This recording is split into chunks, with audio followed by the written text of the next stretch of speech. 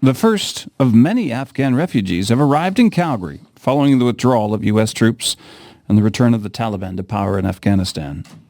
Thousands more will be making their way to communities throughout southern Alberta and across the country, and Calgary will be playing an important role in that process.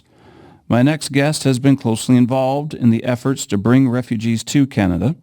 Fariborz Berjanyan is the CEO of the Calgary Catholic Immigration Society. He's also the national co-chair of the National Afghan Resettlement Operations. He joins us now. Good morning. Good morning, David. And I appreciate you joining us. For many of our listeners, this will be the first they've heard of this. Can you tell me what role Calgary is playing in the current efforts to bring Afghan refugees to Canada? Sure. Thank you very much for having me. I think, as probably people know, that the situation in Afghanistan, there were the decision by federal government to bring initially 6,000 Afghanis, mostly, all of them actually, the one that worked with Canadian Embassy, Armed Forces, as well as the NGOs in Afghanistan in the past number of years. So the first attempt was actually 3,700 were evacuated directly from Kabul to they arrived in Toronto, and they are being processed. Out of those, we have received 60 so far in Calgary and 20 in Edmonton, and we are waiting for more. And then recently the decision was, because United States evacuated quite a large number of Afghans to the United States, that Canada would receive 5,000 of them to come to Canada. So I think for a variety of reasons, I think Calgary was picked as the port of entry, so we have made preparation to have them to come to Calgary, stay in quarantine, go through all the paperwork with the health, with immigration, with COVID, and then sent to 35 communities across the country. You say they were picked, Calgary was picked by who? How did Calgary become the hub for resettlement?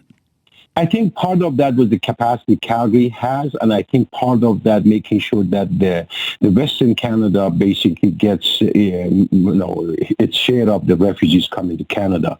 People landed in Toronto, and again, people know Toronto. Toronto is a famous city, so everybody wanted to stay in Toronto, not really knowing the complexity and the cost of living in Toronto. So I think one of the reasons was, I think Calgary, we were prepared. I think we have quite a operation going on here. So I think after Toronto, I think Calgary was the best based on basically readiness, availability, expertise, and other factors. Calgary was picked. Tell me about that readiness, if you can, Fariborz.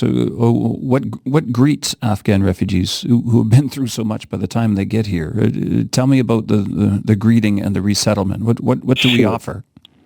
Okay, so as you know, these people are coming basically with nothing. I mean, they just went from home. They were lucky to go to that airport in Kabul and get on the plane and come. They left a lot of loved ones behind, sisters, children, families. So it is really a situation. Although they are very, very glad and happy being in Canada, but obviously they have worries. And again, the whole trip, the whole drama of leaving the country with that kind of situation obviously puts anybody in a very stressful situation. So what we do here, we basically have rented space for them. So when they arrive here, we have lined up volunteers, the health authority, everybody that involves with the initial settlement. We had a number of meetings. Now they arrive. Actually, yesterday we have the first group of 10 arrived. So when they come here, obviously we receive them at the airport with the CBA and other authority. We take them to the airport. Again, we have to recognize we are doing all that in the COVID environment that makes it, many times harder, and we have to make a lot of precaution. So again, CCI is Calgary Catholic Immigration Society. As you know, we've been doing this for the past 40 years. With the refugee from Syria, we had 4,000 Syrian actually settled in Calgary and area. So that all in a community partnership, the school board, all other partners, the city. We have a lot of good network of support in Calgary, and I think that was what Calgary was picked. And then we have now, actually, just give you an example, we have 75 veterans in Calgary that they are volunteering with us. The Afghan community is volunteering with us. So we have quite a good human resources available in Calgary, and also logistical with the hotels, with the airport, everything makes it, I think, very welcoming environment for these people. I just want to be clear with numbers. You say the first 10 arrived yesterday, but how many thousand are you expecting?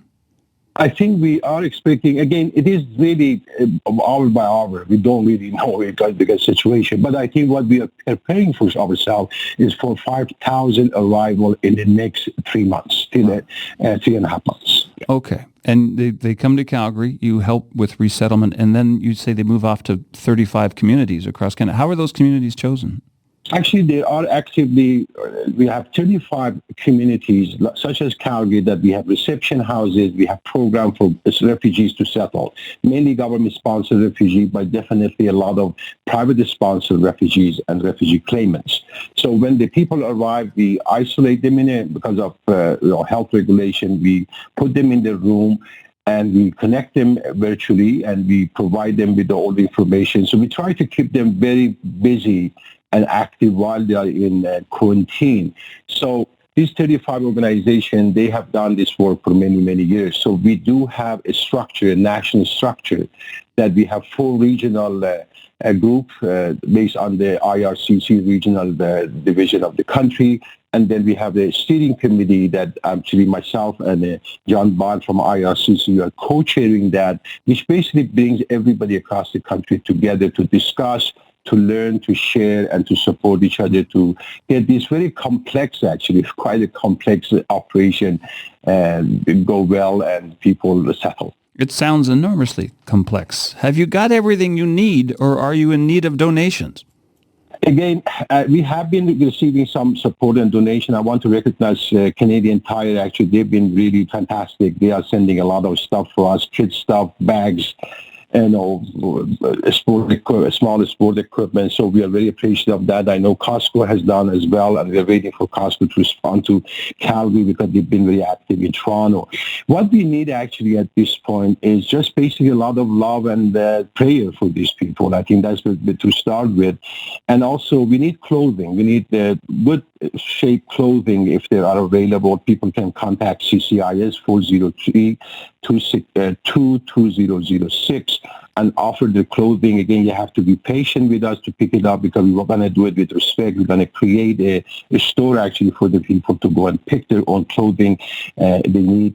And we need, again, cash donation would be definitely welcomed. I mean, if there are website in the CCI's website that is called CCISAV.ca, there is actually a page for Afghan that the fund could be used to support these families.